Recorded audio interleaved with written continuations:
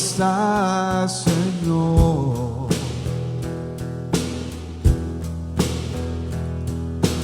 Descansar y encontrar tu amor. Tu dulce voz fluyendo alrededor.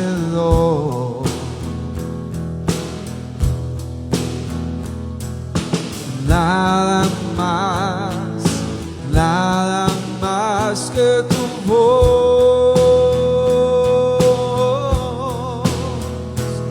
Y postrado aquí en tu presencia encuentro paz. Y confiado en ti, anhelo siempre estar. Postrado aquí en tu presencia encuentro paz. Y confiado en ti, anhelo siempre estar. Y quiero que tú estés cerca de mí.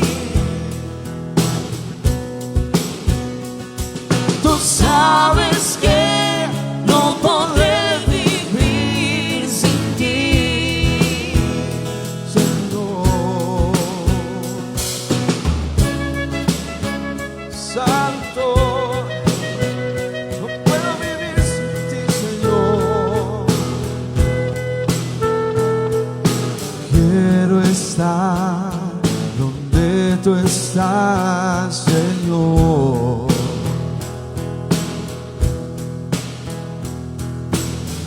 Descansar y encontrar tu amor, Santo. Tu dulce voz fluyendo alrededor.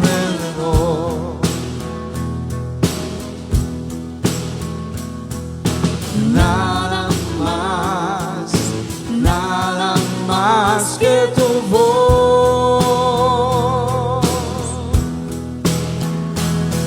Postrado aquí en tu presencia encuentro paz. Confiado en ti, Señor, y confiado en ti, anhelo siempre estar. Postrado aquí en tu presencia encuentro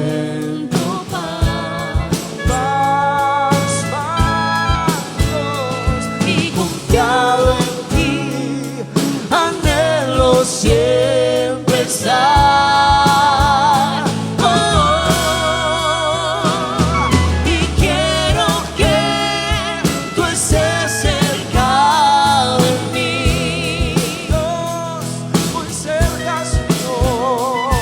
Tú sabes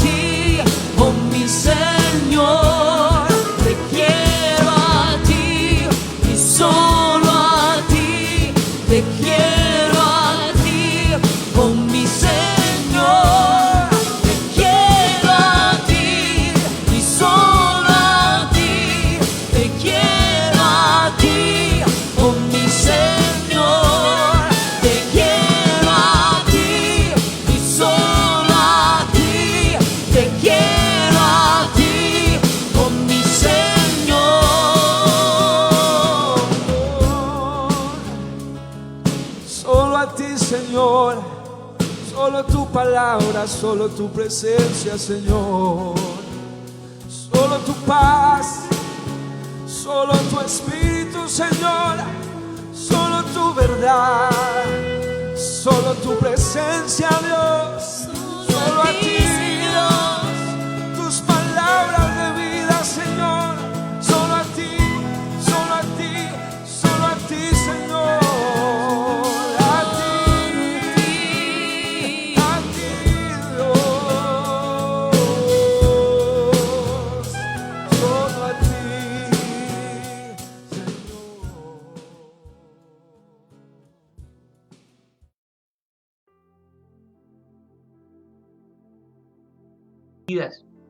Gracias, Señor, por todos aquellos que han postrado su corazón a tu presencia, porque todos aquellos que lo hacen, Señor, disfrutan de esa preciosa paz. Bendecimos tu nombre por llenarnos hoy, Señor, de esa paz gloriosa, Padre. Gracias, Señor. Queremos estar cerca de ti. Sabemos que estar cerca de ti, Señor, en la cercanía a ti, dice tu palabra, hay delicias, hay reposo, hay descanso y hay paz. Gracias por esta noche, por cada uno de los que se han conectado, Señor, a este tiempo. Bendice, Señor, esta señal. Bendice cada hogar, cada familia, a donde está entrando en este momento tu preciosa palabra. Gracias porque aumenta nuestra fe. Tu palabra dice que nuestra fe crece en la medida en que oímos tu palabra. Es una locura apartarse de tu palabra y pretender crecer en fe. Solamente aquellos que oyen constantemente tu palabra y la creen podrán, Señor, crecer en esa fe. Gracias te damos, Señor. Amén. Amados, bendiciones, iglesia hermosa, bendiciones. Hoy una vez más aprovechando la tecnología, aprovechando estos medios para estar congregados. Aunque no estemos físicamente, estamos espiritualmente congregados. Igual, dice la palabra que donde hay 2 o 3 reunidos en su nombre, allí está el Señor. Así que ahí donde tú estás, con tu esposa, tu esposo, tus hijos, tus familiares, no sé con quiénes estés, con que simplemente hayan 2 personitas, ya están congregados, ya la presencia del Señor está allí. Así que disfrutemos de esa presencia. Bien, el tema de hoy, mis amados, basado en Lucas 12, Lucas 12, versículo 49 al 59, se llama Jesús, causa de división. Jesús, causa de división. Acompáñame entonces, vamos a hacer la lectura. Lucas 12, 49 al 50. Dice la palabra del Señor. Fuego vine a echar en la tierra. ¿Y qué quiero? Si ya se ha encendido. De un bautismo tengo que ser bautizado. ¿Y cómo me angustio hasta que se cumpla? ¿Pensáis que he venido para dar paz en la tierra?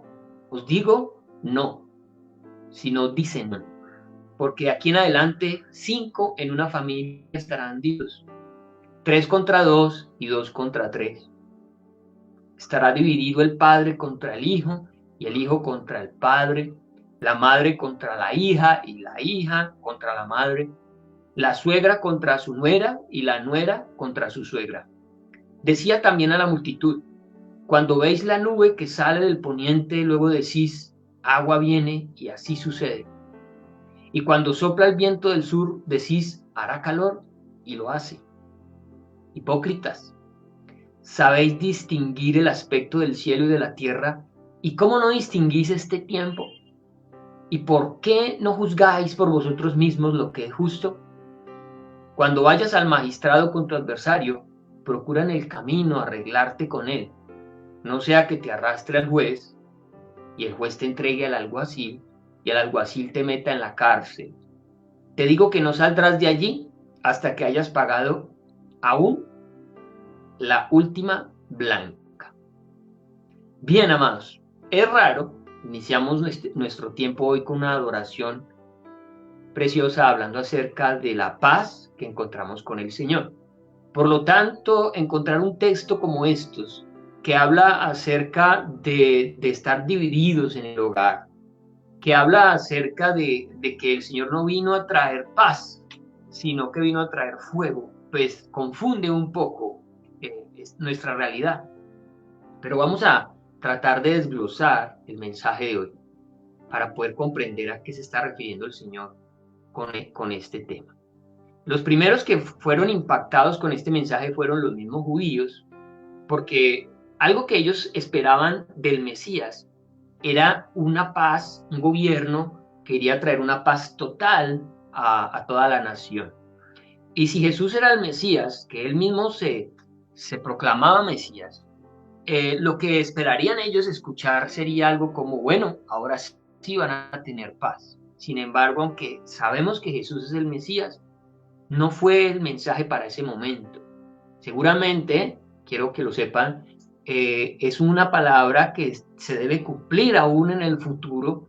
El Antiguo Testamento lo habla acerca de una paz que no va a tener fin, que no va a tener límite. Eso será cuando el Señor gobierne la tierra.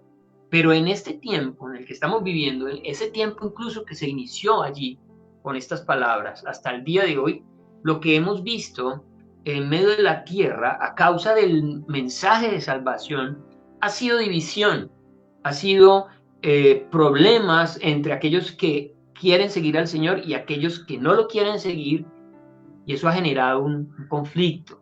Entonces, comencemos a desarrollar el tema mirando cada una de estos versículos en torno a lo que significa Jesús como alguien que vino a traer división. Para los judíos entonces, incluso había una frase en el Antiguo Testamento como se conocía al Mesías, y era príncipe de paz. Pero Israel, para ese momento, estos hombres estaban escuchando la palabra de Jesús.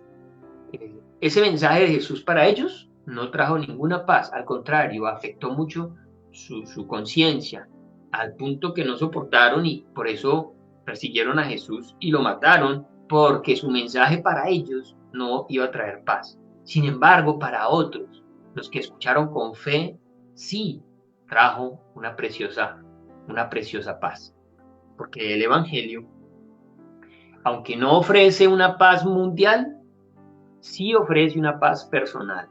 Todo el que ha conocido el Evangelio de Cristo ha experimentado una paz como la que ahorita estábamos adorando con ella, cantando, esa preciosa paz que trae descanso. Entonces dice la palabra en Lucas 12, iniciamos versículo 49.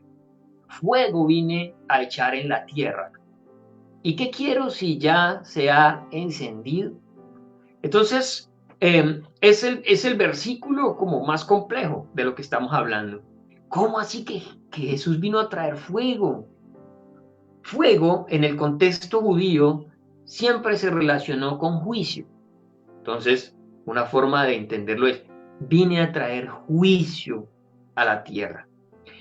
Sabemos, nosotros los que hemos experimentado el Evangelio y hemos predicado la palabra, enseñado la palabra, pero también la hemos oído, nos la han enseñado y la hemos creído, sabemos que Jesús en la palabra del Señor vino a hacer muchas cosas y es necesario que tú las escuches. Te voy a mencionar 5 cosas que el Señor vino a hacer a la tierra, porque no nos podemos quedar con la idea de que el Señor vino a traer solo juicio. Sí, lo trajo, lo vamos a entender ahora. Pero también dice la palabra que Él vino a buscar y a salvar lo que se había perdido. Eso está en Lucas 19:10. El Hijo del Hombre vino a buscar y a salvar lo que se había perdido. Es decir, con estos 5 ejemplos yo quiero que tú tengas un contexto amplio de la obra de Cristo a la tierra. Otra cosa que hizo, vino a cumplir la ley. Él no vino a abrogarla o a cancelarla, no, al contrario, Él fue a cumplirla. Eso fue otra de las cosas que Él hizo en la tierra. Mateo 5:17 dice, no penséis que he venido para abrogar la ley y los profetas. No he venido para abrogar, sino para cumplir. ¿Qué otra cosa también hizo? Vino a darnos vida en abundancia. Juan 10:10. Jesús dijo que Él era el buen pastor y a sus ovejas les va a dar vida en abundancia. Dice, para que tengan vida y para que la tengan en abundancia. El Señor no solo quiere darte vida, porque podemos tener vida aquí en la tierra, pero llena de problemas y dificultades y dolores y angustias y tristezas. Vino a darnos vida y a darnosla en abundancia, tanto aquí en la tierra como en la vida venidera. ¿Qué más? ¿A qué vino el Señor a la tierra? También vino a sacarnos de las tinieblas a la luz.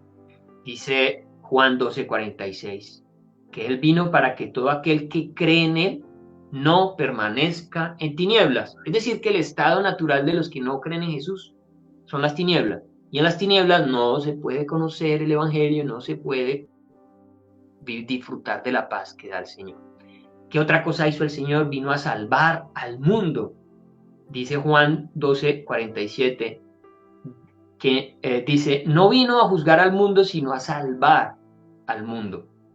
¿Por qué no vino a juzgar al mundo? Porque el mundo ya fue juzgado, ya hay una condición de tinieblas. Él vino fue a rescatar a esos que estaban en tinieblas, aquellos que al escuchar el mensaje no pudieran creer. A eso vino el Señor.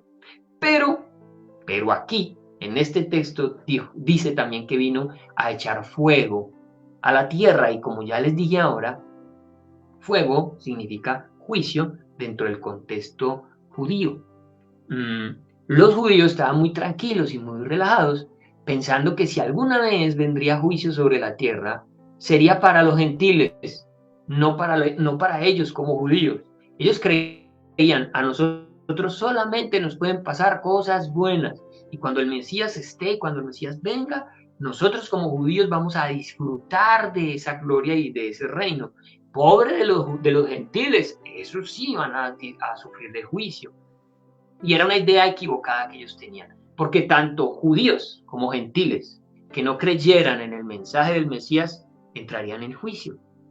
Pero también gentiles que creyeran disfrutarían de la bendición prometida a los judíos, tanto judíos como gentiles disfrutarían de esa bendición.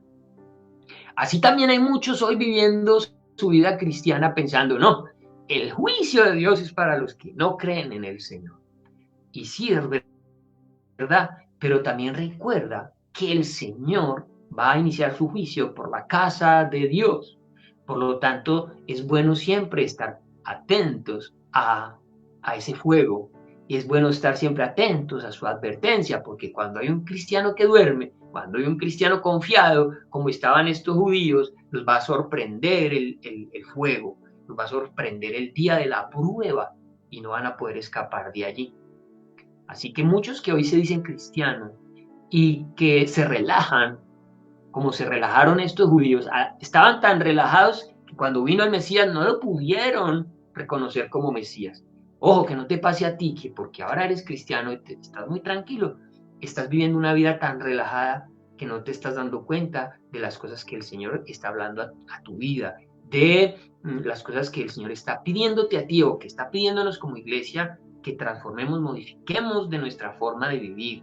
Así como el juicio viene para el mundo, también viene para su iglesia. ¿Con qué objetivo? Para purificar. Ustedes saben que el fuego produce dos cosas. O consume y destruye, como lo que le pasa a la madera, al heno, a la hojarasca, o purifica, como le pasa al oro. De manera que a nosotros, los hijos de Dios, aquellos que permanecen junto al Señor, escuchando su palabra, firmes todo el tiempo, el juicio, el fuego, solamente saca de ellos lo mejor. Pero el cristiano, entre comillas cristiano, que está desinteresado, que está viviendo una vida como la vivían estos aquí muy confiados, cuando llegue el día de la prueba, van a ver cómo sí son consumidos y entran a pérdida. Bien. Entonces, sabemos que el Señor vino a salvar a los que se arrepienten, pero vino a juzgar a los que se nieguen a hacerlo. Cuando el Señor declara estas palabras, les está hablando a estos judíos, fariseos, hipócritas y toda esa multitud que estaba allí reunida. Y aunque allí también estaba su pequeño grupo de apóstoles, sus 12, hombres que habían comprendido el arrepentimiento, y a lo largo de la historia muchos otros que comprenderían su condición de pecado y su necesidad de arrepentimiento. A ellos el Señor vino a salvar. Por eso no es la idea de que tú ahora te preocupes y, ay, pero entonces, ¿qué me va a pasar? ¿Qué me va a venir? El Señor vino a traer fuego. Tranquilo, mira, si tú te has arrepentido, si tú estás buscando al Señor todo el tiempo, para ti las buenas noticias de salvación, de protección y de cuidado, y aunque vengan momentos difíciles, recuérdalo, eso sacará lo mejor de ti. Pero para aquellos que no se han querido arrepentir, para ellos sí el fuego es un fuego que consume, que destruye, que acaba con las cosas. Juan 9:39 dice Jesús: para juicio he venido yo a este mundo, para que los que no ven, vean. Esos son los que se arrepienten. Es decir, los judíos consideraban que ellos veían, consideraban que ellos tenían la verdad, que ellos eran el pueblo escogido por Dios. Y al considerar que ellos veían, entonces se había llenado de orgullo su corazón, se había endurecido su corazón, que cuando vieron al Mesías, pues no lo vieron. Cuando lo tuvieron enfrente, no lo reconocieron. Pero habla de otro grupo de personas, que son aquellos que tienen un corazón para el Señor y que han reconocido su condición de pecado y que dicen: no veo, necesito ver. Para ellos el juicio de Dios trae luz, ilumina sus ojos, pero aquellos que se consideran tan religiosos y tan seguros porque son determinada, como el pueblo judío, para ellos viene ceguera. Es lo que dice este texto: para juicio he venido yo a este mundo, para que los que ven, para que los que no ven, vean, y los que ven sean cegados. Y fue exactamente lo que pasó a esta generación de Jesús. Toda esa generación, a excepción de sus 12 y de unos pocos más, no pudieron ver ni reconocer al Mesías prometido desde la antigüedad. Sus ojos fueron cegados. Y eso es lo que no queremos que pase con nosotros en este tiempo. Que Dios esté haciendo su obra en medio nuestro, Dios esté obrando en tu familia, en tu casa, en tu vida, y tú no lo notes, tú no lo veas, tú no lo comprendas.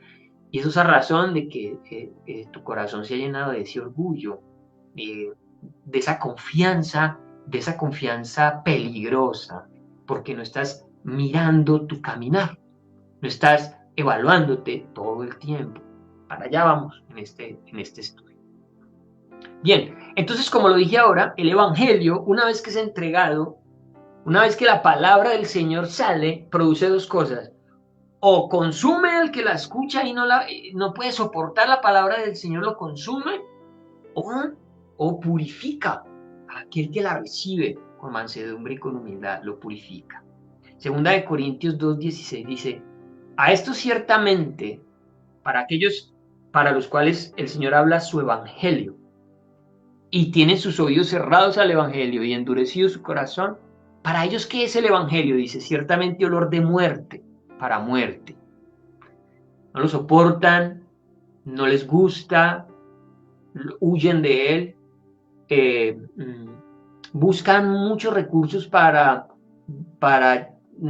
demostrar que no es real, que no es verdadero. Es una necesidad de acallarlo, de silenciarlo. Pero también dice la palabra que el evangelio es olor de vida para aquellos que reciben vida, para aquellos que tienen la vida.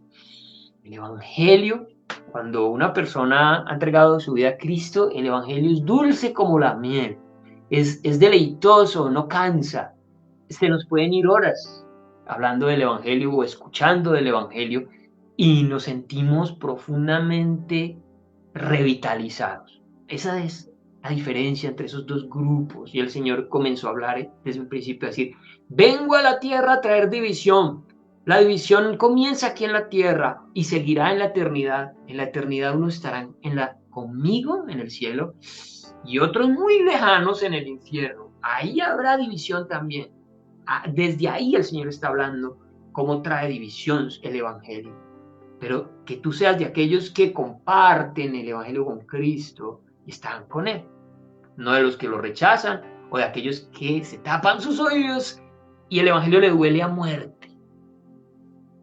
Dice también en Lucas, en nuestro texto, dice: ¿y qué quiero si ya ¿Y qué quiero si ya se ha encendido el fuego del juicio? Del que estaba el Señor hablando era su propia muerte, es decir, su muerte en la cruz fue el detonante de ese juicio. Por eso Él dice, ya se ha encendido, porque Él está camino hacia esa cruz. Ya no había nada que pudiera detener ese juicio que el mundo iría a recibir. Como les digo, un juicio para aquellos que aborrecen el Evangelio, para aquellos que no consideran a Jesús, para aquellos que no han ido a su cruz, para aquellos a los cuales Jesús pasa desapercibido. Tremendo, para ellos hay un juicio, un fuego consumido. Versículo 50. De un bautismo tengo que ser bautizado.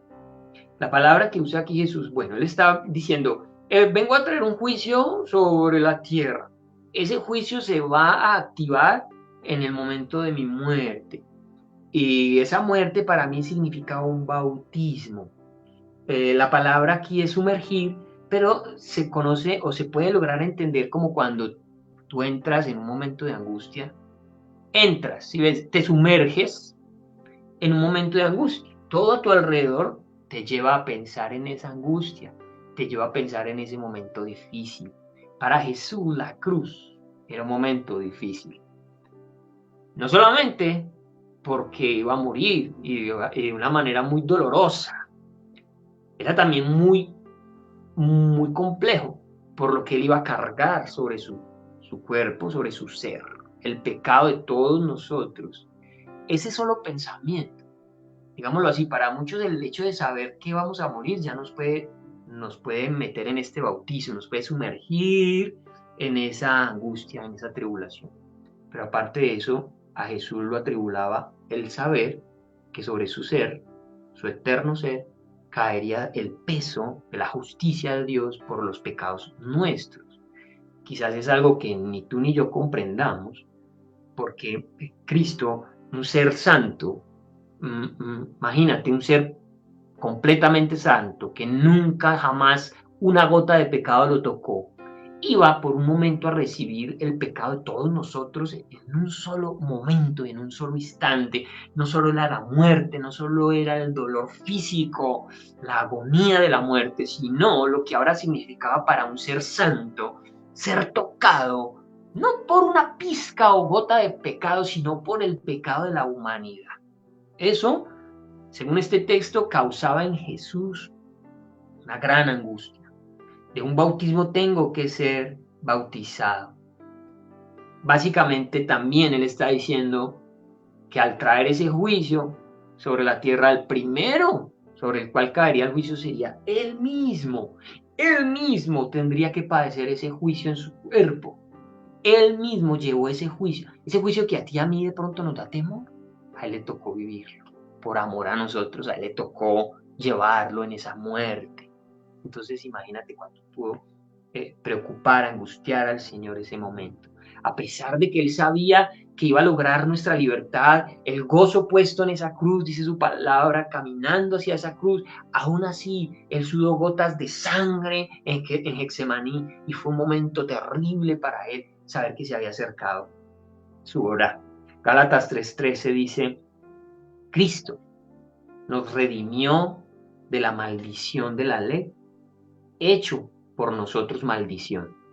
Él fue maldito, Él. Imagínate el ser bendito por la eternidad, un ser completamente rodeado de bendición. Ahora es tomado por el Padre y hecho maldito por usted y por mí. Es lo que está diciendo Gálatas 3:13 y de lo que Jesús está angustiado. Saber que sobre Él iba a caer la maldición que nos correspondía a nosotros. Lucas 12:50 continúa diciendo, y cómo me angustio hasta que se cumpla. Hay angustias que esporádicas en nuestras vidas, épocas, tiempos. Sin embargo, esto para Jesús fue una angustia constante. Todo el tiempo Él caminaba hacia esa cruz y aquí demuestra ¿Cuánto vivía él angustiado por ese momento? La palabra angustio, cómo me angustio, en el verbo que se usa allí, es como caer presa, como cuando un león toma un ciervo, un cervatillo, y ya lo agarró y le clava las garras, ya no puede huir. Así se sentía Jesús, es la palabra que él usa cuando habla de esta angustia. Ser atrapado por el miedo, estar bajo el control de esa angustia. Y así vivió él, sabiendo lo que le esperaba por nosotros. Y muchos podrían pensar que, ay, bueno, pues Jesús tan débil, pues, ¿por qué se va a angustiar? Es el Hijo de Dios, el Todopoderoso. O pensar que alguien así no puede tener debilidad, o cómo va a sentir angustia el Hijo de Dios. Y debemos entender que en Él, en Cristo, no es señal de debilidad, es más bien lo contrario, es que en Él hay tanta pureza, en Él hay tanta santidad, que el solo hecho de pensar por un instante en ser tocado por el pecado podría generar. ¿Recuerdan ustedes que alguna vez hablamos de un animalito que es blanquito y que sufre porque no se le puede tocar, no lo puede tocar la mugre? A ver, el nombre del animalito está en la Feria Manizales, en la canción de la Feria Manizales, Blanco Armiño, el armiño. Este animalito, el armiño, prefiere morir antes de ensuciarse. Y él es blanquito. Alguna vez mostramos imágenes. De pronto, esta es la primera vez que tú me escuchas hablar del armiño. Pero si tienes tiempo ahora que termine la prédica, búscate ahí en internet el armiño. Es hermoso, es un animal blanquito, precioso, una ternura. Y él prefiere morir antes de dejarse ensuciar. ¿Ustedes saben cómo los cazan? Llenando de basura sus madrigueras, de barro o de cosas. Él prefiere, en vez de huir y esconderse, él prefiere dejarse coger antes de untarse de mugre. Es eso lo que pasa con Cristo y además lo que debería pasar en nosotros. El solo hecho de tocar el pecado, de tener relación con el pecado, debería generar en nosotros esta angustia. Y no es debilidad, al contrario, es la santidad de Dios que nos lleva a aborrecer el mal, a aborrecer el pecado. Esa es la manera en que debemos entender la angustia de Jesús. Al punto, como les dije ahora, que sudó gotas de sangre en Getsemaní cuando oró y dijo: Padre, pasa de mí esta copa. Él sabía lo que eso significaba para él, pero finalmente dice: mas no se haga mi voluntad, sino la tuya. Versículo 51 de Lucas 12. ¿Pensáis que he venido para dar paz en la tierra? Eso era lo que pensaban los judíos que iría a ser el Mesías. La profecía mencionaba que él era el llamado el príncipe de paz. Pero él aquí está diciendo: ¿ustedes pensaron que vine a traer paz a la tierra? Os digo, no. Sino disensión o división. División aquí en la tierra, y creo que tú ya la has empezado a experimentar. Cuando muchas personas, por ser cristiano, te han rechazado. Pero división eterna. Unos van a ir al fuego eterno y otros van a ir a su gloria eterna. Esa división se verá, vaya, sí que se va a ver con más poder. Si no hay paz, es decir, nosotros sabemos que en medio de la angustia, cuando vamos a Jesús, que recibimos paz. Cuando adoramos como adorábamos ahora, yo quiero estar donde tú estás, Señor, y postrado aquí, en tu presencia, encuentro paz. Sí, amén. Qué bendición es cuando estamos tan angustiados y preocupados por algo y podemos buscar su presencia y nos postramos y recibimos esa preciosa paz. Esa paz se da en nosotros porque hemos hecho las paces con Dios. Porque Cristo permitió que pudiéramos hacer las paces con Dios. Cuando tú has venido a Cristo, Cristo te da el permiso para disfrutar de esa paz que Él ganó por nosotros en la cruz. Pero esa paz que tienen los hijos de Dios es la que carecen aquellas personas que no tienen a Jesús. Las personas sin Cristo, no conocen la verdadera paz. Recuerdan que Jesús dijo, mi paz les dejo, mi paz les doy. Yo no se las doy como el mundo la da, porque la paz que da el mundo es muy efímera y muy pasajera. Lo hemos visto, nosotros los colombianos sí que sabemos del tema de la paz, porque hemos llegado a acuerdos, hemos firmado acuerdos, hemos hecho cantidad de cosas, pero la paz no aparece. Se detuvo la guerra en el campo y se trasladó a las ciudades, se trasladó al Senado, se trasladó a la política. Hoy en día, paz. Paz no es algo que los hombres puedan conseguir en sus propios esfuerzos. La paz solamente se consigue cuando se va a Jesús. Y la tendremos, amados, escúcheme, cuando Cristo venga a gobernar la tierra por 1000 años, la palabra del Señor dice que esa paz sí durará 1000 años. Esa paz que Él trae a la tierra, no se lo pierda. Sigue caminando con Cristo para que tengas la oportunidad de disfrutar en esta tierra 1000 años de paz, como lo dice su palabra. Pero aquellos que no tienen al Señor, aquellos que son pecadores y rechazan su cruz, no disfrutan de paz. Aquellos que son pecadores, pero que buscan esa cruz, reciben la gloriosa paz de parte del Señor. Entonces, para él explicar mejor el asunto de la división, de la disensión, nos trae un ejemplo de familiar. ¿Qué sabemos nosotros? ¿Qué hay más unido que una familia? Pocas cosas más unidas que una familia. Pero Jesús vino a traer división incluso dentro de la familia. Lo había incluso en el Antiguo Testamento, el profeta Miqueas lo había hablado de la siguiente manera, Miqueas 7:6. Porque el hijo deshonra al padre, la hija se levanta contra la madre, la nuera contra su suegra, y los enemigos del hombre son los de su casa. Pero Jesús, en Lucas 12, lo menciona una vez más, versículos 52 y 53, porque de aquí en adelante, 5 en una familia estarán divididos. De aquí en adelante, desde mi testimonio como hijo de Dios, como Mesías, desde ahora hay división en una familia. 5 estarán en una familia divididos. 3 contra 2 y 2 contra 3. Estará dividido el padre contra el hijo y el hijo contra el padre, la madre contra la hija contra la madre, la suegra contra su nuera y la nuera contra su suegra.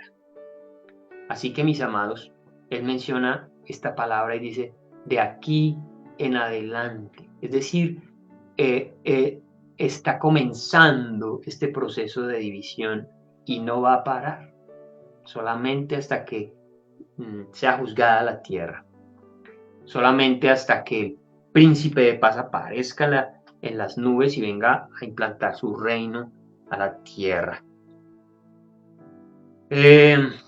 Así que este mismo Dios que permitió que nosotros hiciéramos las paces con Él, este mismo Jesús que permitió que nosotros hiciéramos la paz con Dios, ese mismo Jesús es el que a causa de Él viene división en medio de las familias. No hablemos de otros grupos, hablemos del más íntimo, familias. ¿Por qué, mis amados? Porque hay una realidad, y es que el Evangelio ofende. Cuando la gente se siente ofendida, reacciona con odio y con rechazo. Como el Evangelio ofende, entonces habrá alguien en la familia que crea en Jesús. En este caso 2, vamos a decir, hay 2. Y 3 de ellos se sienten ofendidos por el Evangelio. Porque el Evangelio, ¿qué hace? Expone nuestra maldad, expone nuestro pecado. Y cuando somos expuestos no nos gusta. No nos gusta ver un reflejo de santidad. Tú te portas bien y das buen testimonio, y eso puede generar en otros odio hacia ti, rechazo hacia tu vida. Que no quieran hablar contigo, que no quieran tener relación contigo. Que un papá le diga a un muchacho, hágame el favor y aquí toda la vida hemos sido tal cosa. Y si usted va a querer cambiar, entonces hágame el favor y se va. ¿Sí o no? Y vemos cómo en la familia se generan división a causa de Cristo. A eso se estaba refiriendo Jesús en ese caso. El evangelio iría a ser tan insoportable para tantos que no podrían aguantar la cercanía de un creyente, no podían permanecer mucho tiempo con aquellos que huelen a Jesús, porque el evangelio es olor de vida para los que tienen vida, pero olor de muerte. Les recuerda su condición de pecado y de condenación. Y por eso es mejor que no me hablen. Y por eso es mejor no oír la palabra. Apaguen esa música cristiana. Apáguenme ese canal de enlace. Quíteme esas predicaciones. A mí eso, no, a mí no me vengan a hablar de esas cosas. ¿Los ha escuchado? ¿Ha escuchado que en las familias han mandado callar a más de uno? Muchos solo pueden poner la musiquita cristiana cuando se van los de la casa. Porque cuando están, solo se oye Darío Gómez y todo lo demás. ¿Y qué hace el cristianito? Bueno, le toca aguantar. Le toca aguantar. Pero apenas tiene la oportunidad, pues lo hace. ¿Cuántos muchachos, cuando eran bien parranderos y se trasnochaban, no les decían nada? Y ahora que se van para la iglesia o que sacan tiempo para orar, ¿usted qué está haciendo ahí encerrado? ¿Qué es esa oradera que usted agarró? ¿Qué es esa cantadera? ¿Qué es esa leedera de Biblia? Se va a volver loco. Oiga, no lo molestaban cuando era marihuanero, cuando era borracho. Pero ahora que cree en Jesús, ahora que quiere caminar a la luz de Cristo, se la tienen al rojo vivo. ¿A cuánto les ha tocado irse de la casa? ¿A cuánto los han desheredado por seguir a Jesús? Eso es a lo que se está refiriendo aquí el texto. Jesús como el gran divisor y divisor de familias.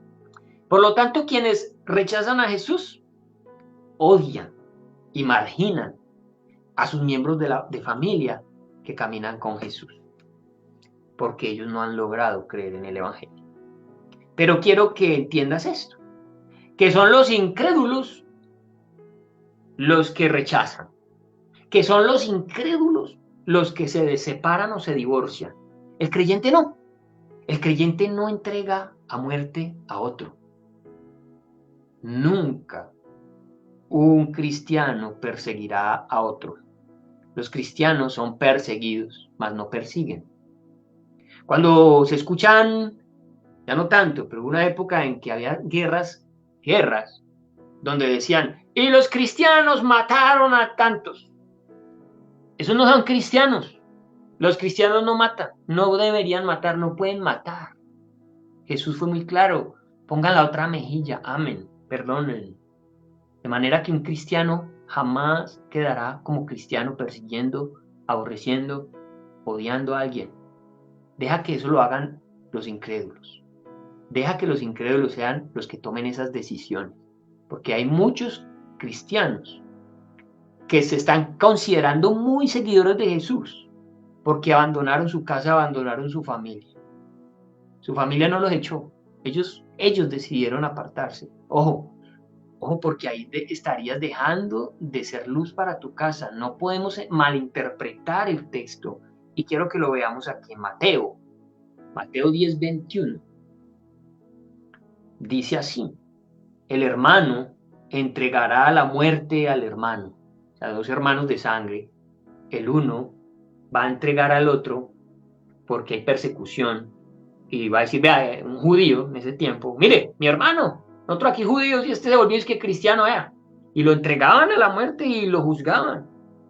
Pero nunca un cristiano iba a hacer eso. Sí, hubo una época cuando Constantino reformó el imperio y ahora ya no era pagano sino cristiano, entre comillas, y los paganos que antes perseguían a los cristianos y los mataban, ahora, después de eso, eran los cristianos los que perseguían a los paganos y los mataban.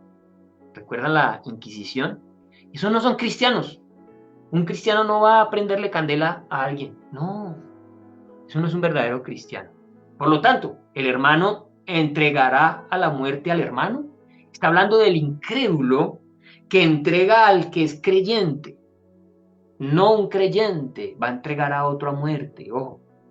Y el padre entregará al hijo, pero el padre que no es creyente entrega a su hijo creyente. Y los hijos se levantarán contra los padres, pero ¿cuáles hijos? Los que no son creyentes. Se van a levantar contra sus padres creyentes y los harán morir. Pero, vuelvo y digo, son los incrédulos los que entregan a muerte a otro. Los creyentes no.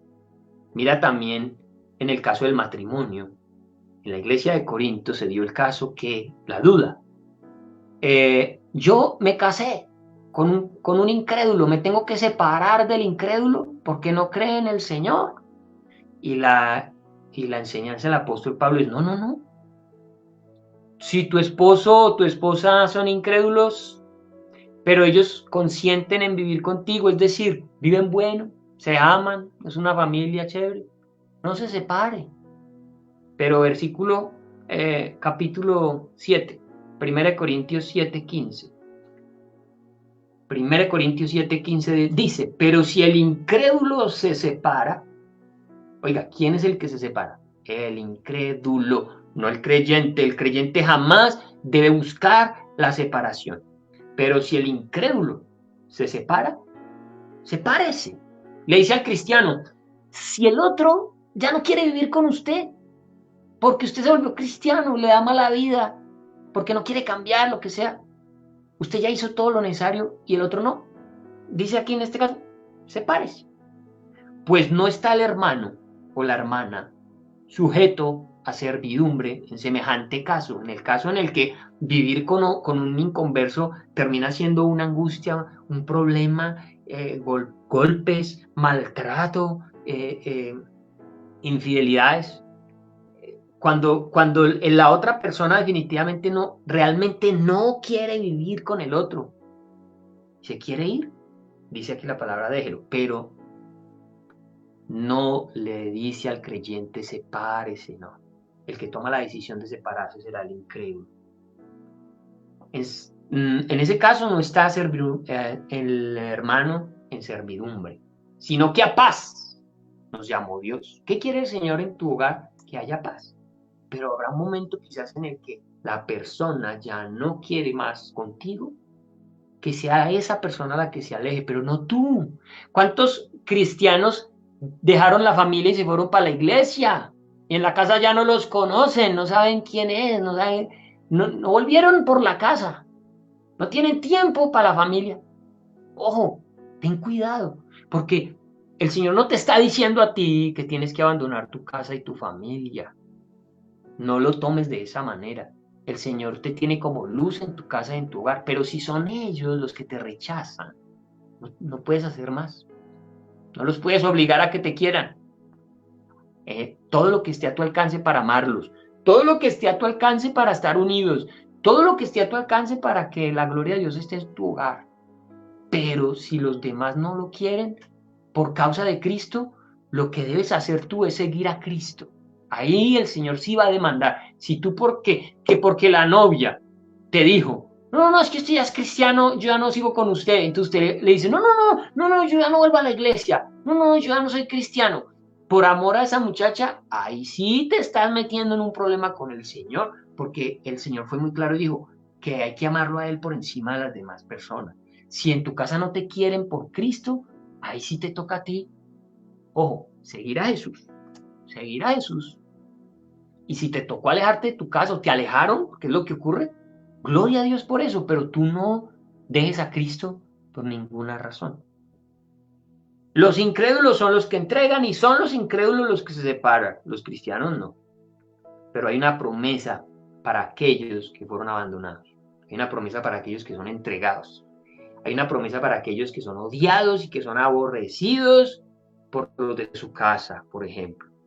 Dice en Mateo 19:29. Y cualquiera que haya dejado casas, o hermanos, o hermanas, o padre, o madre, o mujer, o hijos, o tierras, por mi nombre, recibirá 100 veces más y heredará la vida eterna. Pero quiero decirte que ese que cualquiera que haya dejado a la esposa, que acá hay muchos que aprovechan y dicen, no, no, yo esta la oportunidad. Como esta mujer no se convirtió, yo me voy a conseguir otra cristiana. Y pasa, mis amados, pasa que el señor se fue para la iglesia y resulta que le gustó una muchacha en la iglesia, cristianita, una belleza, una santa paloma, y la mujer de él es una fiera. ¿Qué dice él? No, no, no, no, no. La voluntad de Dios es que yo dije a esa fiera que no quiere nada con Cristo y le eche mano a este angelito de Dios. No, señor, eso no es así. Así no funciona. Ah, no, es que aquí dice que yo tengo que dejar a mi mujer por Cristo, ¿sí? Está hablando de aquellos que han sido rechazados, aquellos que cuando los pusieron a escoger entre la esposa y Cristo, dicen no, Cristo. Ojo, pero no es que estén reemplazando a su mujer por otra, no, es por Cristo. Esa es la mujer que le dice, bueno, si usted quiere seguir conmigo, tiene que dejar de ir a la iglesia y ya no puede ser cristiano. ¿A qué le toca a usted? Mis amados, Cristo. Pero dice aquí la palabra que Dios hará, no sé cómo hará, pero te va a recompensar 100 veces por lo que dejaste. 100 veces y heredarás después la vida eterna. Así funciona. Muchos tienen temor de abandonar una relación, un noviazgo, yo no sé cuántas cosas, pero dice el Señor, háganlo, porque van a encontrar en mí recompensa cuando ustedes, por seguirme a mí, sean capaces de hacer cualquier cosa, pero entendiéndolo dentro de este concepto, mis amados, no dentro del otro, de la conveniencia pecaminosa, de dejar a la mujer por otra, ¿no? Quiero hablarles de un ejemplo, de una noticia que salió publicada el 24 de julio de este año, 24 de julio del 2020, acerca de realmente lo que estamos viviendo en estos últimos tiempos en torno a la división familiar, de muchas crisis que se avecinan. Y mira, es una noticia de México, real, es verdadera. Te invito para que la busques también y corrobores esto que voy a leer. Dice, el Congreso de la Ciudad de México recién aprobó reformas al Código Penal, donde se penalizará de 2 a 5 años de cárcel a quien ayude a un homosexual a dejar su preferencia sexual. Esto quiere decir que los pastores ya no podrán aconsejar y orientar a personas con preferencias sexuales contrarias a su sexo de nacimiento. De hacerlo, serán encarcelados. Entonces, ¿qué tiene que hacer un pastor? Bueno, ¿qué dice Cristo? Primero su palabra, primero su verdad. Cárcel. O me quedo callado a las verdades de Cristo, o me arriesgo a la cárcel. Pero eso se metió a las familias, porque mira lo que dice, los padres de familia cristianos con hijos homosexuales no podrán decirles que eso no es natural y que deben buscar ayuda para superarla. No les pueden decir eso, pues se considerará obligarlos por medio de violencia moral o psicoemocional a cambiar de orientación sexual. Imagínense, los papás ya no van a poder corregir a sus hijos en torno a esta situación. ¿Tú crees que un padre cristiano no va a hablar con su hijo? Y si este hijo está feliz siendo homosexual, perfectamente va a pasar lo que decíamos ahora, va a ir y va a entregar al padre. Mi papá, allá me tiene dando cantaleta que quiere que yo me vuelva hombrecito y yo soy homosexual. ¿Qué va a pasar? Según las leyes en México, al papá de este muchacho lo pueden meter de 2 a 5 años. ¿Pero qué? Es uno de papá que sabe. Si este muchacho se muere en esta condición, se va a condenar por la eternidad. ¿Será que nos tenemos que quedar cruzados de brazos? ¿Quedar callados? Nos va a tocar arriesgarnos a muchas cosas. Por eso dice que trajo disensión, trajo división. Y entre más aumente el pecado va a ser más evidente. Y a nosotros como iglesia nos va a tocar también tomar decisiones complejas. Que Dios nos guarde y que Dios nos ayude a predicar su palabra por encima de estas amenazas. La redacción de las reformas del Código Penal ha quedado en términos tan generales y ambiguos que al final el Estado podrá llamar terapia de conversión e incluso tortura a todo intento por ayudar a un homosexual a regresar a su sexo de nacimiento. Así, mis amados, que así están las cosas. así se están poniendo las cosas, y ahí es donde el Señor nos advirtió y nos dijo: muchachos, el que no sea capaz de, por causa de mí, no es digno de mí. Entonces, no es solo el tema de las amistades, el tema familiar, aquí también es el tema de la libertad, por ejemplo. Esto no ha llegado a Colombia, no sabemos si llegue, pero sí es muy evidente que estamos en los últimos tiempos y que la persecución contra el Evangelio se va a volver más cruda, el odio ante la verdad de la palabra del Señor, la gente no la va a soportar. Y nosotros necesitamos estar firmes para continuar con Cristo, a pesar de cualquier amenaza, cualquier dificultad que podamos tener para seguir a Jesús. No nos alcanza el tiempo para los versículos restantes. Dejemos ahí, son las 8 de la noche. Muchas gracias a ustedes por el tiempo. Gracias por haberse conectado a este Facebook Live. El domingo, con la ayuda del Señor, nos vamos a volver a conectar. Estamos ensayando este mecanismo para evitar tener que reunirnos de pronto algunas personas en la iglesia, sabiendo que pues no es conveniente. Entonces lo queremos hacer de esta manera para sujetarnos un poquito más como a las normas y a las exigencias que se están viviendo, por el bien de la salud pública, ¿cierto? No es algo que muchos puedan pensar que es persecución a la iglesia, porque pues no es algo que solo afecta a la iglesia cristiana, esto afecta a todo el mundo, a los bares, afecta a todo el mundo. Entonces nos sujetamos a esta realidad y esperamos que ustedes aprovechen estos tiempos y se conecten. Aprovechen, porque muchos sabían que la prédica quedaba grabada y decían: no, después la escucho, y resulta que las ocupaciones son tantas que no escuchamos la palabra del Señor y nos vamos enfriando. Pero si sacamos este ratico, juiciosos, vamos a estar congregados, recibiendo la palabra, creciendo juntos y no desperdiciando cualquier oportunidad de oír la palabra del Señor. Entonces, oremos para terminar. Padre, gracias, Señor, por tu palabra. Y oramos para que nos llenes de amor hacia ti, a tu palabra, y valentía también, para que seamos capaces de avanzar contigo hasta lo último, Dios, a pesar de amenazas, de personas que nos quieran abandonar o dejar, tentaciones en torno a dejarte a ti por otras cosas. Señor, oramos para que seamos fortalecidos y nosotros siempre escojamos la verdad de tu palabra y tu compañía. Amado, tú que me escuchas, quiero decirte: nadie en esta tierra podrá darte la paz que Cristo te da. En ninguna persona hay descanso. Cuando tú estás angustiado, cuando tú estás lleno de dolor y de tristeza y te arrodillas y buscas del Señor, Él te va a entregar una paz que sobrepasa todo entendimiento, y esa paz no está en la gente, no está en el trabajo, no está en la riqueza. Por esa razón yo te invito para que no cambies a Jesús por nada ni por nadie, que Él sea lo primero en tu vida, y vas a disfrutar de esa paz que sobrepasa todo entendimiento. No tengas temor de lo que tengas que dejar por Él. No tengas temor si muchos te rechazan porque has decidido por Él. Sigue adelante, porque hay un galardón eterno. Cuando estas cosas terrenales y pasajeras terminen, vas a tener una herencia en la eternidad, y habrá valido la pena cualquier cosa que has tenido que dejar, cualquier persona que te haya abandonado por Cristo. Habrá valido la pena. No te vas a arrepentir de haber escogido por Jesús. Gracias te damos por esta palabra. En el nombre de Jesús, bendice tu iglesia esta noche. Gracias, Señor. Amén y amén. Que el Señor me los bendiga a todos grandemente. Nos estaremos viendo y escuchando el próximo domingo con la ayuda del Señor.